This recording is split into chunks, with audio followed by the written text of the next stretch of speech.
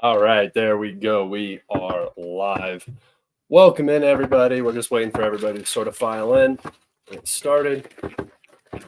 Hopefully, everybody's doing good today. Sorry for the late stream. My gym partner is in prep right now, and he likes to go to the gym in the middle of the day. So streams are late at night now, or later at night at least. Not all the time, just the days that I'm going to the gym with him. So sorry if you're European and you have to watch this super late or you don't get to watch it live. I apologize for everybody listening. I just mix it up, late show, evening, or middle of the day show. So it was not a whole minute late. What are you talking about? It's 125 grams of protein, just like classic gold standard gross ass whey. And it goes down like gravel, kind of, and like Rice Krispie treats in there, sort of, or Rice Krispie, like Rice Krispie the cereal. No, I don't. All right. We got enough people in here now. Actually, let me go onto Twitter real fast. Got to retweet my thing. Sorry, guys. All right, here we go. We have a lot of map updates to go over today. If you guys have some questions, go ahead and get some questions in. Give me some topics to talk about as well. Give me some ideas. I have quite a bit to talk about, but if you guys have some specific topics you want me to get into, I will definitely do that. All right. Hello from New York. Thank you for coming in. Good morning from Australia. I'm glad you got to come in and enjoy the stream all the way from the lovely island nation of Australia. All right. Let's go right over to the map, guys. We have enough people in here now. Let's get this thing started. Okay. We will talk about Vovchansk last because that is actually the majority of what I wanted to talk about. Guys, we have seen a ton of movement. The last time I did a map update stream, like a live stream, just one-on-one, was Friday. So we've seen basically Saturday, Sunday, Monday. So I guess 72. I said 96. 72 hours worth of progress. Let me make this map a little bigger. You don't need to look at my ugly mug, do you? No, you do not. Okay, so let's get started. I actually did not do this update, but I will do this update now because we have reports that the Russians have advanced up through this area towards the area of the Antonovsky Bridge. I do not know the exact I'm just going to leave it like this for now. I do not know the exact area, so I'm not going to put it in green. I'm not going to add that to my map. But just so you guys know, the Russians have advanced back up into this area around the Antonovsky Bridge. I don't know how well they're going to be able to stay in this area just because the Ukrainians enjoy a elevation advantage on this bank of the river. But again, just a small update, so I'm just going to include it. Okay. Over to Horivka. This is quite a big update. The Russians have advanced out of Horivka, have completely captured the village. I don't know if this area counts as part of the village. It might, so Horivka might not be entirely captured, but this area is very separated by like a couple blocks at least from the rest of the town. So it's kind of a little separate area. I'm sure the Ukrainians are enjoying the defense on this area just because of the creek, the small reservoirs that offer good defense. Like I said, the Russian goal should be to push out and capture these fields and set up the defensive line right around this reservoir area. And the Ukrainians should try desperately to keep the Russians away from this because occupying these open fields is incredibly difficult. All right. The reason why this is actually quite big, the Russians have now entered Masimilikinyankivka. That's the best it's going to get. And this is a very, very important little bit of progress right here. The Russians are now in this settlement.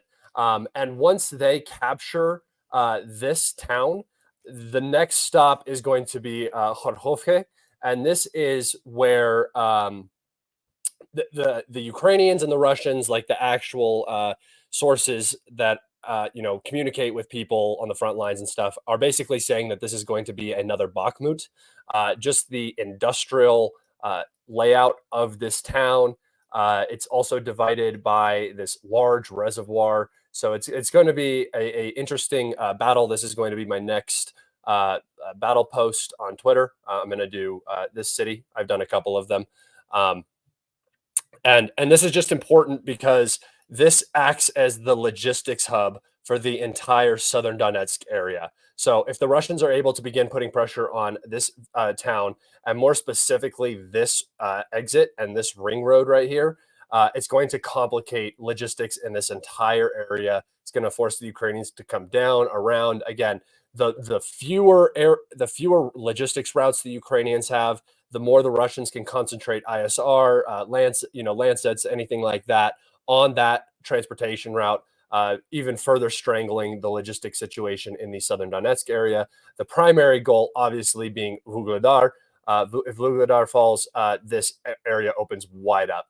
This is a fortress. It's leveled now, but there's still basements and trenches and stuff. So the Russians have wanted to get into Vuhledar for a long time now and have not succeeded. But with these advances up here to the north, the advance south of Pobyeta, near Pereskokiivka and Konstantinivka, towards the 0532 highway, we can see that the Russians are definitely aimed in this direction.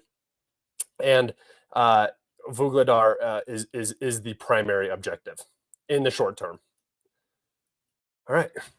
So just to zoom out, guys, I always talk about my prediction was that the Russians were going to push towards Pokrovsk. I related it to a southern Izum in its importance on the map. It's a massive epicenter for highway connection and rail connection. So it's a very big logistics hub. We've seen this city get hit, or this town get hit multiple times. Russian drones hover over Pokrovsk. I believe now it is actually an artillery range, which is not great for the Ukrainians. Yeah, it's an artillery range. So that makes that, again, further complicates logistics.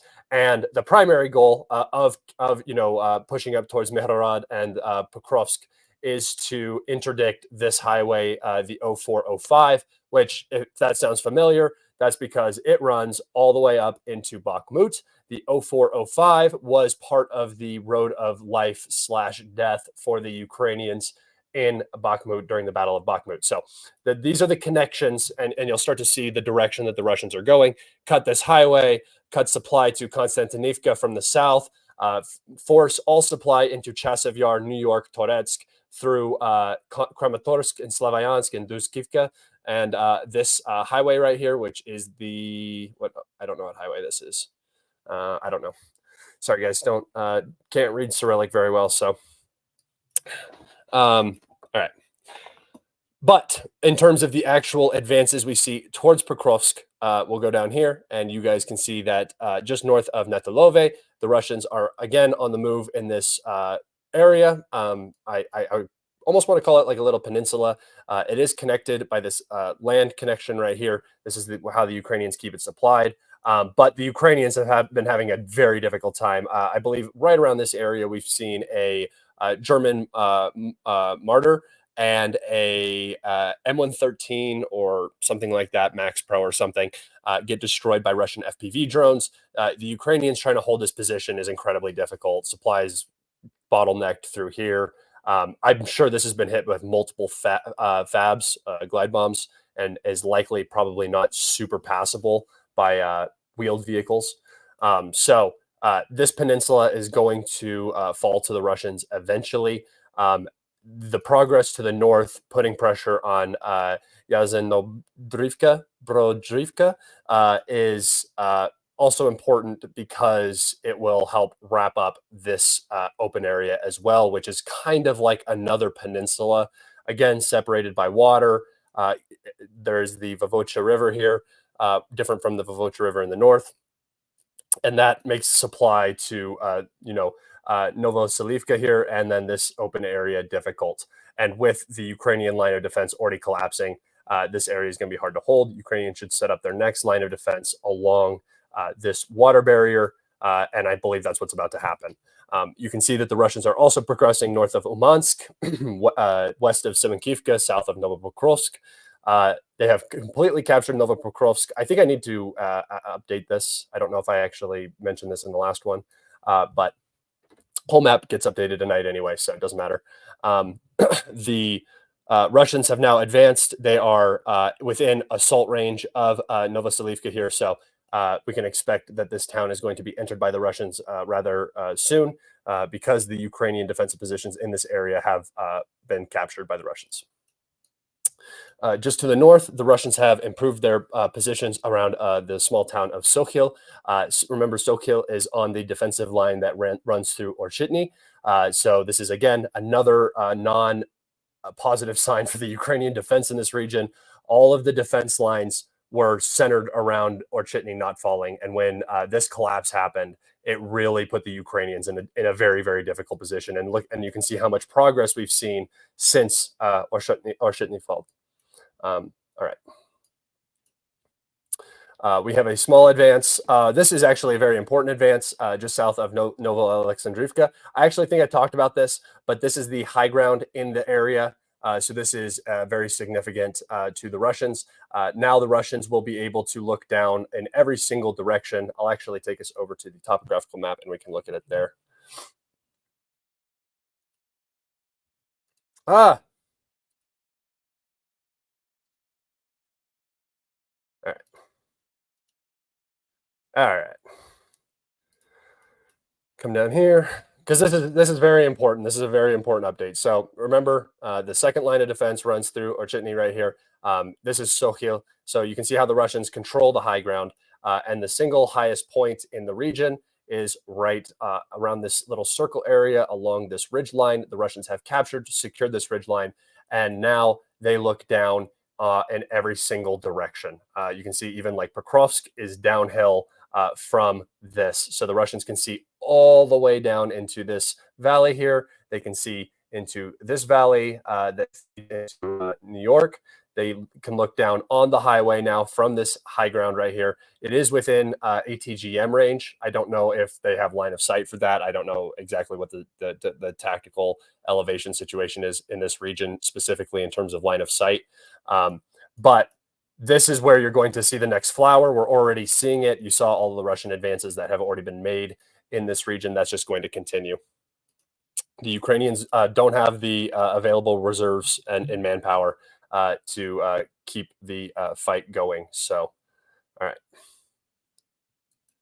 Or they have enough reserves to keep the fight going, sorry, but they don't have enough reserves to hold every single area, and the Russians are making significant progress. I mean, this is 96 hours. This is like, could you imagine if we would have seen this in 2023 from the Russians anywhere? This would have been headline breakthrough news. But now it's just completely ignored by the Ukrainian information space as nothing. Every time I post this, I'll post something like this, and I'll say the Russians advanced north of Novoalexandrivka, and they'll say, was it really worth it to move through a couple fields? And then, but I look at it and I'm like, the Russians this is 2.2 square miles. Let's see, almost a square mile, almost 2 square miles, right? Half a mile. So the Russians are actually, I know miles, sorry, American, but the Russians are actually moving quite quickly, especially in this Avdiivka region. And remember what I said, guys, Pokrovsk. I'm going to die on this hill, and I know I'm going to be right because it just makes so much sense geographically. And I'm so glad I made that prediction because, yeah, Pokrovsk and Mihrad are very important. This is a huge rail depot here too. All right. Moving north to the Rozdalivka area in the Seversk front, we can see that the Russians have greatly improved their positions here, captured a defensive fortification just to the north. This is also on the high ground. Again, you always see the settlements in the low ground along the little rivers. This is the Bakhmutivka River. The Russians have also improved their position along the rail tracks to the west of Rozdalivka and have reportedly captured the oh, not what I meant to do. Hold up. Wait a minute. boom, reportedly captured this train station right here. All right, so this is very important progress because this front has not moved hardly at all for a very long time, and Seversk has been a fortress in terms of its ability to repel Russian assaults. Again, I don't know how serious the Russians have been about pushing in this area up until recently. Now they seem much more serious, and again, improving their positions towards Vimikivka. But important advances. The salient is becoming tighter and tighter. You can see little salients forming within the larger salient now. So the situation is deteriorating on this front as well for the Ukrainians. Again, just not the available manpower, equipment, and ammunition to hold back the Russians. And this situation is not going to improve. They got their little revigoration with the Western aid that came in, but now that's pretty much done. Okay, so looking down here towards Berestove, you can see that the Russians have advanced again along a slight high ground here. Russians are just trying to push in this area. The movement is slow and not overly aggressive, but little advances day to day. All right.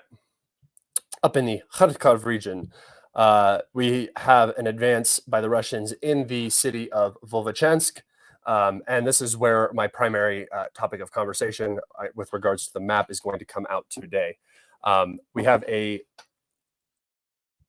Ukrainian geolocated video of the Ukrainian glide bomb of some sort, PGM, striking one of these two buildings right here.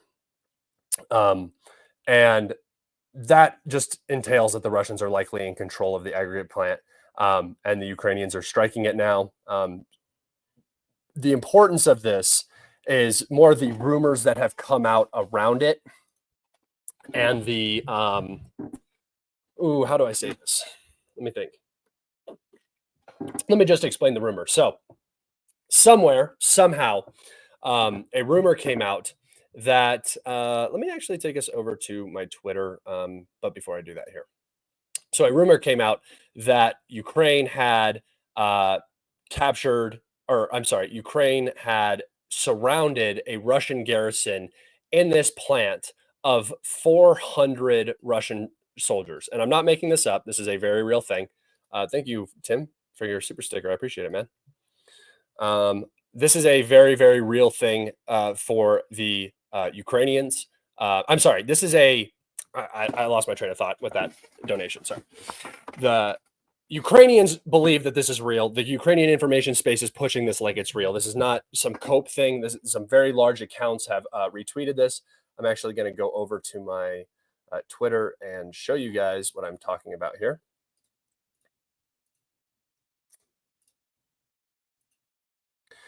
You can see that here we have Visegrad, which is a very large account. You can see they have 1 million followers, so very, very large. And basically they say up to 400 Russian soldiers have been encircled by the Ukrainian army in Vovchansk. The Russians are holed up in the aggregate plant. The complex consists of around 20 buildings. Many of the Russians are wounded and unable to fight. So first off, how do you have that information? I've been asking for sources because I've been looking for information on this for quite some time. Can't find anything. Again, if you look at the size of the plant, I'll take you back over here. If you look at the actual size of the plant, there's no way in God's green earth any commander in the field is going to be able to fit 400 individuals into these 20 buildings right here. That's ridiculous. That makes no sense. There's probably 400 Russian soldiers in this whole area of Vovchansk, this whole northern area at any given time. It's just, you don't need that kind of concentration of troops to hold the positions while the Ukrainians are attacking right now. 400 troops in this one plant is like, I don't know, that's like not even like Stalingrad numbers, like of like an assault. Like the most like men you have in assault is like 500 to 50 to 100, right? It's just such a high concentration of troops. So instantly I go, probably didn't happen.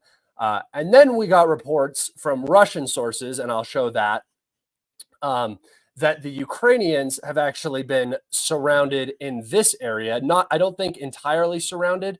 They're just trapped and they're not able to actually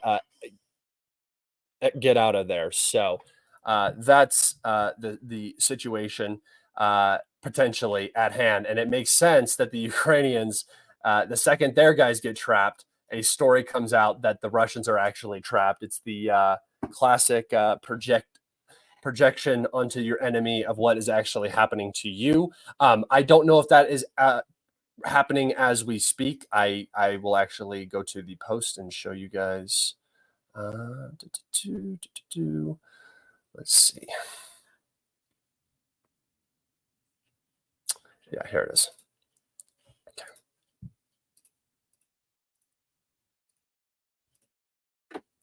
For the last 2 days, the Ukrainian armed forces blocked in high-rise urban buildings, successfully tried to break through their own people through the gray zone, but all attempts were stopped by the fighters of the Russian armed forces. Now, this alone, but the source that he posts is the one talking about it, and Military Maps Info has actual pretty good connections. So whether this is happening or not, I don't know. But it's funny that there's not a single Russian source talking about troops being surrounded. The Russians would be freaking out. They always do. They doom. They go they go off the rails. So this is not unrealistic, especially that because the Ukrainians have been throwing manpower into this region trying to hold, and they will not retreat. If it ends up happening, who knows, right? But there's no, I haven't seen any evidence of an actual Russian. Let's see, hold on.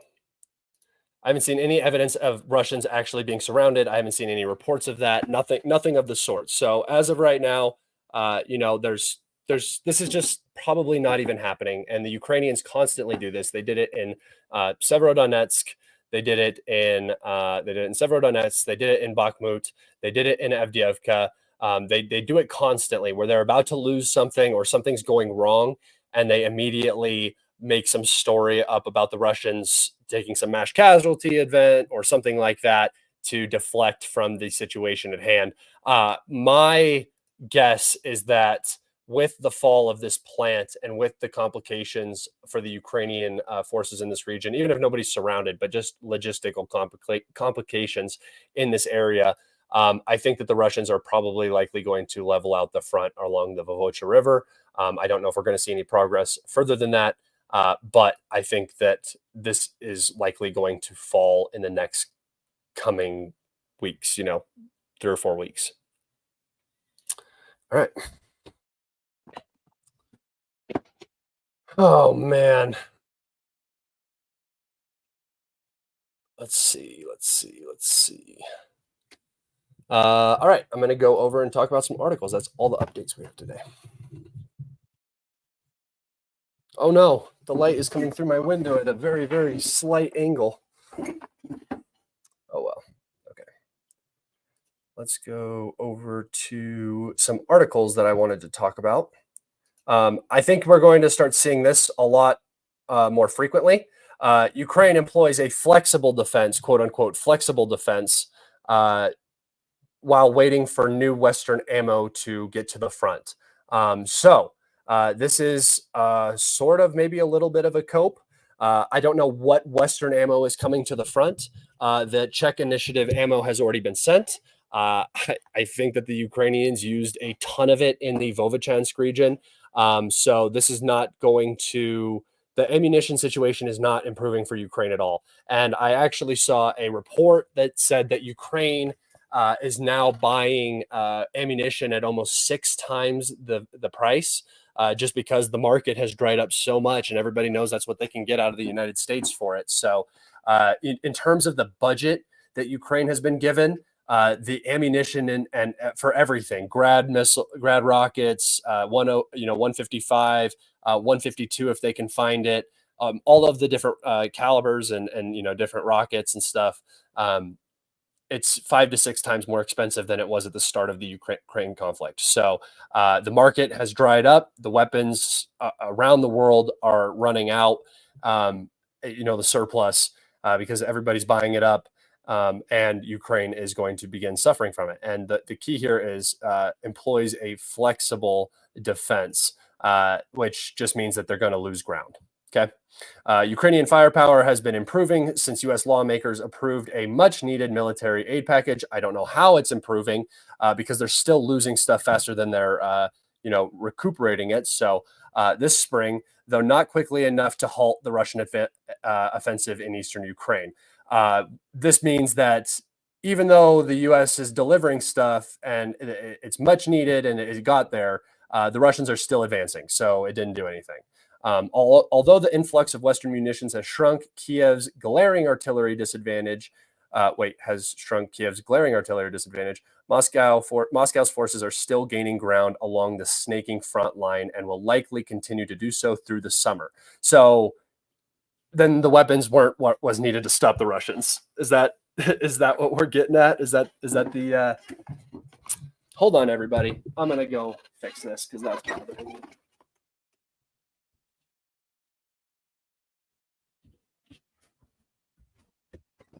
Problem solved. Problem solved. Okay. Here we go. The weapons didn't fix the situation on the front. The Russians are still advancing. They're going to keep advancing. That's not going to change. The Ukraine is running into greater ammunition issues, and you're just going to start seeing more and more of these word vomit headlines that try every which way to make the situation seem less dire for Ukraine. But it's just going to keep getting worse and worse and worse. Okay. Can you buy more soldiers? I guess mercenaries, they should start fast term cloning programs like in Warhammer. Yeah, so the problem with the mercenaries now is that the contracts are not worth what you're sacrificing. At the beginning, a lot of the mercs came over and they were expecting war on terror sort of contract work in Ukraine, go over there, kill some Russians, get the fight in that they never got to get when they were in the military sort of thing. And now reality is set in, and basically you're over there, you're just fodder. That's what the Ukrainians are. It's kind of what the Russians are as well. If you're in a trench, you're subject to FPVs, artillery strikes and stuff like that. So it's not as appealing for whatever money you can get to go to Ukraine. Some guys are still going to go, but it's dropped off tremendously, especially in the United States.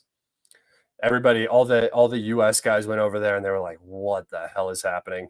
Because it's just not what they're used to at all. Okay. Go to another article here.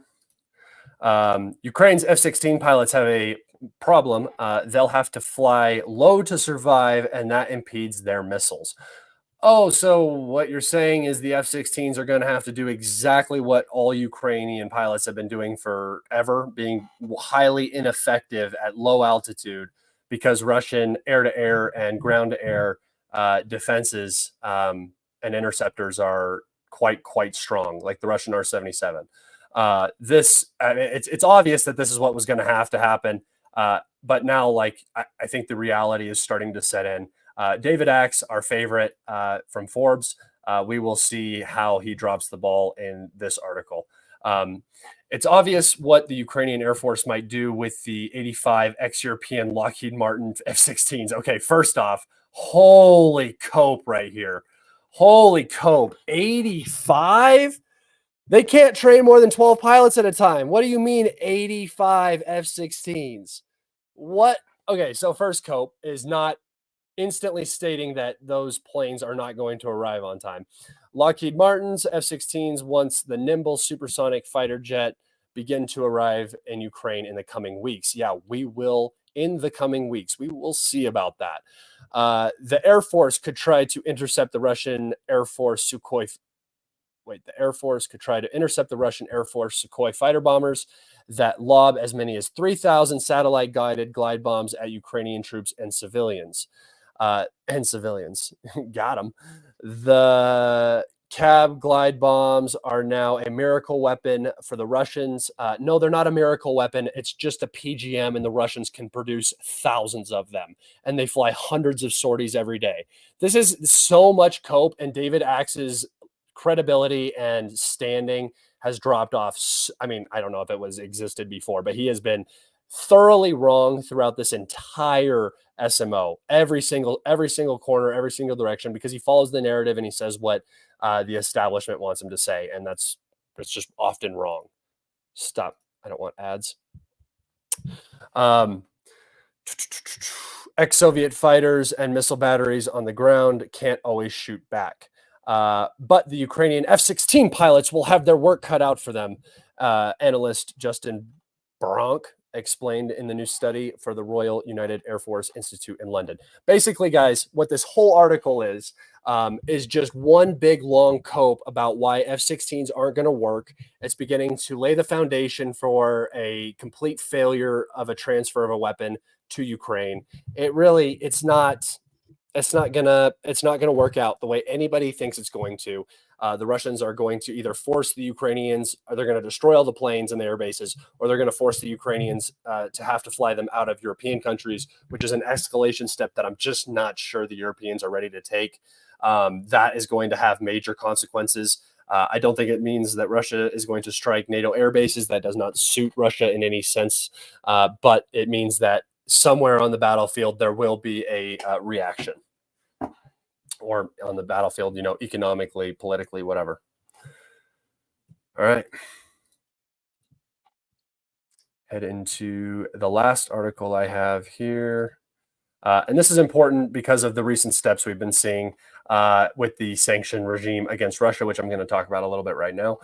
China should pay for propping up Putin's war.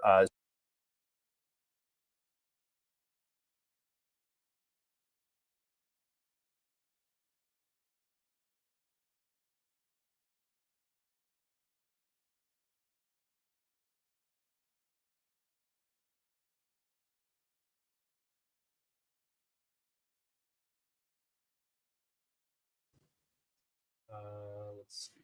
Do I have the right mic? Nope. There we go. All right.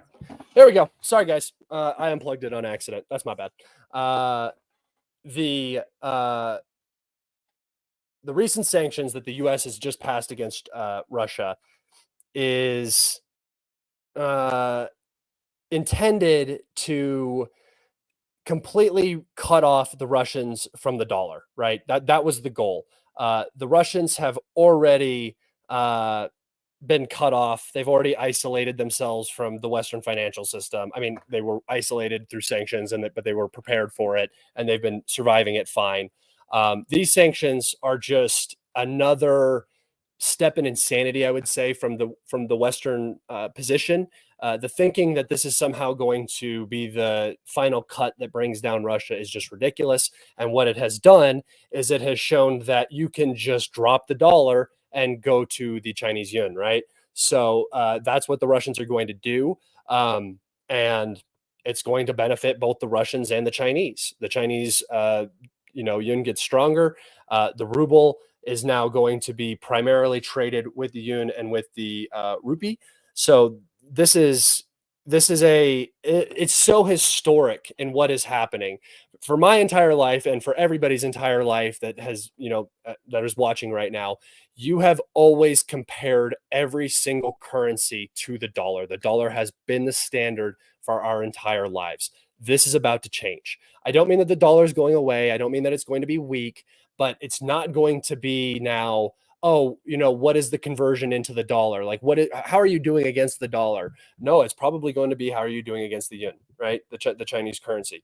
So this is, and especially, and maybe not in the United States and in the West, but more so in Russia, it's not going to be, what is the ruble to the dollar? It's not going to, that's gone. That's going away. Saudi Arabia also moving away from the petrodollar.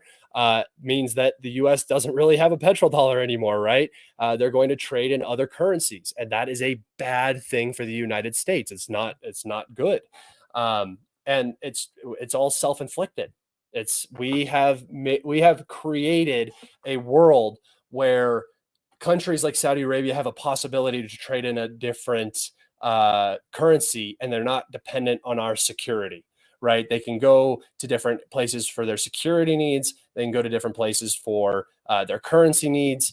It's just the death of the dollar. And I want to be very clear when I say death of the dollar. The dollar is not going to be less than the ruble. The dollar is not probably going to be less than the yen, at least for now. But it's going to become much more competitive, and the death of the hegemonic U.S. dollar is likely on the way in the next 10 years. Yeah, and we're doing it to ourselves. So we don't have anybody to blame. We're the ones trying to levy sanctions. And this whole article right here talks about how the U.S. is now going to apply secondary sanctions to China for doing business with any Russian corporation, because they deem the Russian economy now to be in a war economy. So any trade and transaction with the Russian government, with Russian commerce, is going to be considered aiding and supporting the Russian war effort. This is just a way to levy sanctions on China. It's not going to work. It's obvious it's not going to work. But insanity. We're going to keep ramming our heads into the same wall until something changes or works different or is fixed. I don't know.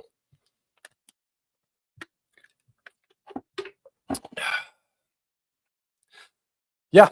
So sanctions against China, it's setting up the whole Taiwan situation. And again, I don't think, when you think about Taiwan, don't think of Taiwan as a battle. Think of Taiwan as a line that is going to be crossed, and that is going to allow the U.S. to basically go to war with China. And not in it maybe a direct war, but an economic war of some kind. And I don't think we're going to win it, but I don't think that the current leadership has any other way forward without taking the biggest L of all time, and they can't allow that to happen. No, you wouldn't do it. I wouldn't do it if you were in their position. And so they're just head down, same tactics over and over again, trying to make it work, and it's just not. It's not going to work. Okay, that's all I have for today, guys. If you have any questions, go ahead and get some questions in. Let's talk about some stuff that's going on. If you don't have any questions, we'll wrap it up. I'm gonna kick back and relax now a little bit while we talk.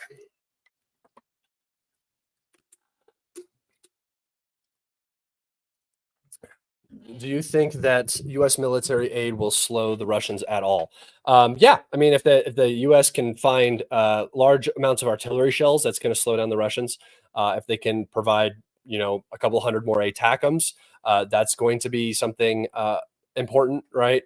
But we'll see. They're already struggling. They're already buying, artillery ammunition from the third world, and it's kind of bunk. So they're already having extreme issues producing. If the ammunition was available, it would already be in Ukraine, and it would already be aiding in the fight. They're scrounging for anything that they can find at this point. If Trump wins, will he be able to rein in the neocons? No, nothing's going to change. The president does not matter. Executive position does not matter in the United States anymore, hardly at all. The lobbyists are in control of everything. The permanent government in the United States is not going anywhere. Trump has 4 years. He didn't do anything in his last 4 years because the establishment kept him down the whole time. Biden doesn't do anything. Biden's administration does some things, but still it's just the people in the State Department, the CIA. They're the ones that are making all the decisions, right? So it's not the president. The president doesn't matter. It's not going to change anything. Go vote and watch your vote be meaningless. Let's see. How does Ukraine do its logistics? Is it the same as the Russians? I think that the Russians enjoy a lot more safety in their logistics supply chain than the Ukrainians do, just because the Russians have basically unlimited deep strike capability at any given time, Iskanders, cruise missiles, whatever. So as long as the Russian ISR is available, they interdict a lot more Ukrainian logistics than happens the other way. But I don't think it's much different. Trains, and then once you get close to the front, trucks in. It's one of the only ways you can actually do it. So, are the Houthis coming from Russia via Iran? Are the Houthi missiles coming from Russia via Iran? No. Iran produces thousands of missiles, guys. The Houthis are a direct arm. They're directly armed by the Iranian regime. So no.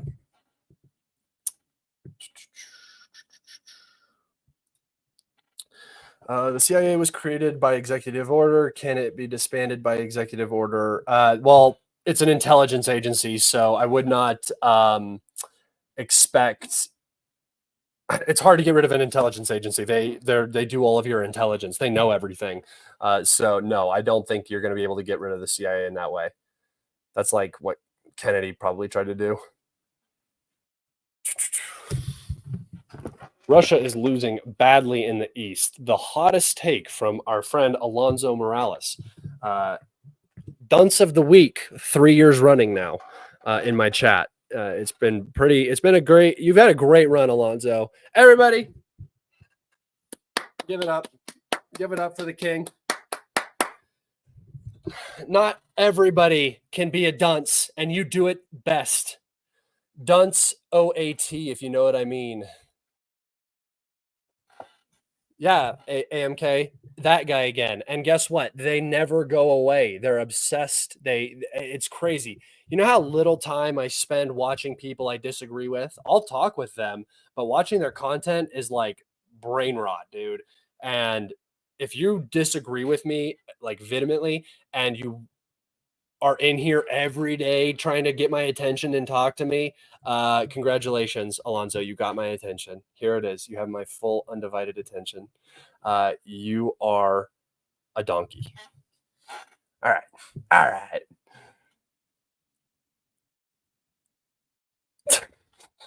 Alonso Morales is losing badly in his battle against the cognitive effects of paint huffing. Unfortunately, I don't think he actually has an excuse like huffing paint.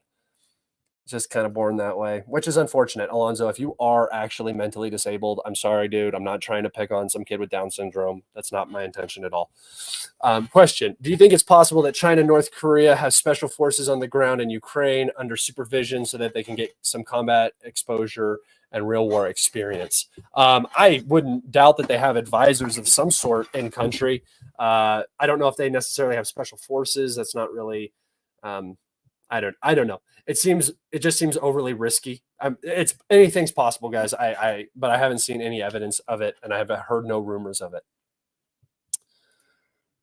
All right.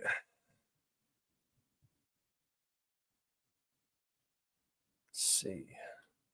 Question. What are the probabilities that the war between NATO and Russia had already started, but they won't tell the plebs? Well, I've already said I think we're in the midst of World War III. It's not so much. It's not going to look the way other wars look. Like actually, it kind of looks like World War II a little bit. Ukrainians are sort of the Russians in that scenario, where the U.S. is providing military aid and trade and everything that the Soviets at the time needed to beat the Germans, because the U.S. couldn't actually get into the war at the time. Will they get involved? Nukes changed the calculus entirely, but Ukraine is not Russia in this example, right? So it doesn't have the size that the Soviet Union did during World War II. It doesn't have the population, the infrastructure, and everything that it needs to actually beat the Russians. The whole calculus for this war, from the West perspective, was that Ukraine would be destroyed. Same goes with Taiwan. They don't give a shit if they exist. That's not what they care about. What they care about is using their destruction to weaken the Russian state, pull the Russian state away from China, use the destruction of Taiwan potentially to sanction China and destroy the Chinese state. That's what you have to do to maintain hegemony at this point. All right. I'm pro-neutral. Clown. Pro-neutral would be like, what would that even be? It would be like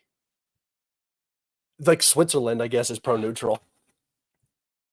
kinda, at least in doctrine. Let's see. No more questions, guys. All right. I think I'm going to wrap it up there. I am actually going to be posting my new Patreon video tomorrow. I was going to post it this weekend. I don't really do a lot of stuff on Sunday. It was Father's Day. I was over with in-laws and stuff. But I will have that video. I'm going to re-record it and get it up because the audio was weird on it. There was like weird noise and it was kind of like quiet. It wasn't a quality video. So I'm going to redo it. I'm going to get it out tomorrow. And be on the lookout. If you guys do sign up to my Patreon, you can actually watch the two first demonetized videos for free.